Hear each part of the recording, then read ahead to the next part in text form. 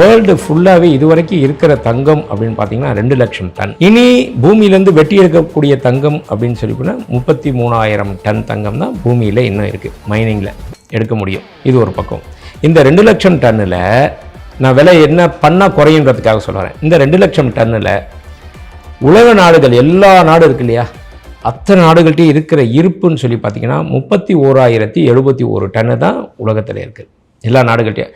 அதில் முதன்மை வகிக்கிறது அமெரிக்கா 8,133.4 டன் வச்சு அமெரிக்காட்ட முதலிடம்.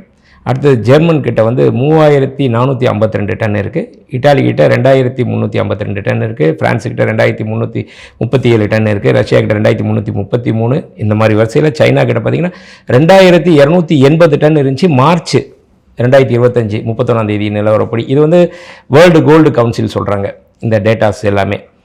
அந்த மாதிரி இருக்கிற சைனா கூட இப்போ ரஷ்யா கிட்ட நெருங்கி வந்துக்கிட்டு இருக்காங்க. 2,298 டன் கைவசம் வச்சுருக்காங்க. இன்னொரு 35 டன் வச்சாங்கன்னா ரஷ்யாவையும் பீட் பண்ணிவிடுவாங்க சைனா. அந்த மாதிரி சார் சில்வர்னு சொன்னால அதுக்கு அவரே பதில் சொல்லிட்டார், கோல்டுக்கும் அவங்க இன்வெஸ்ட் பண்ணுறாங்கன்னு. அதுக்கு உண்டான புள்ளியல் நான் சொல்கிறேன்.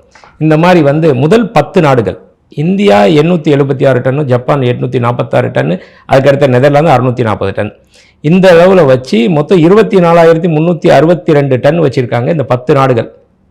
இதை விட இந்த 10 நாடுகள்கிட்ட இருக்க தங்கத்தை விட நம்ம மக்கள்கிட்ட 25,000 டன்னுக்கும் மேலே இருக்குது. கவர்மெண்ட் அது ஒரு சின்ன இதை எடுக்கணும், ஸ்ட்ராட்டஜி எடுத்தாங்கன்னா நல்லா அருமையாக பண்ணலாம்.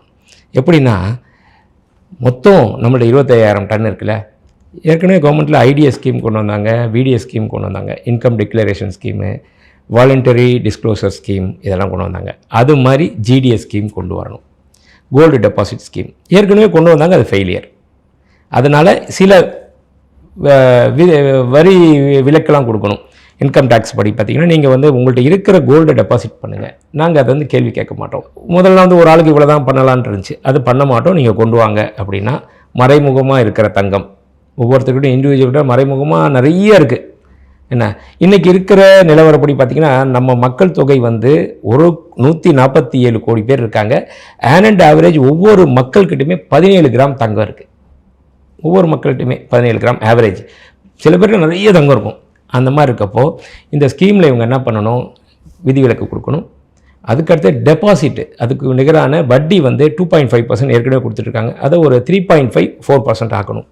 இந்த மாதிரி பண்ணியாச்சுன்னா மினிமம் 20% டெபாசிட் வந்தால் போதும். நம்மகிட்ட 25,000 டன் இருக்குல்ல, 20% வந்துச்சுன்னா 5,000 டன் உள்ளே வந்துடும். நான் அதுக்காக சாமானிய மக்கள்கிட்ட இருக்க தங்கத்தை கொண்டு வாங்கன்னு சொல்லலை. யார் யாருக்கெல்லாம் உபரியாக அதிகமாக கணக்கில் வராமல் வச்சுருக்காங்க, ஆனால் மக்கள் அப்புறம் கோச்சிப்பாங்க. என்னங்க நாங்களே பாடுபட்டு சேர்த்துருக்கோம் 10 பவுன், எங்கள்கிட்ட இருக்க தங்கத்தை நீங்கள் கேட்குறீங்களா? வேணாம், உங்களது பத்திரமா வச்சுக்கோங்க.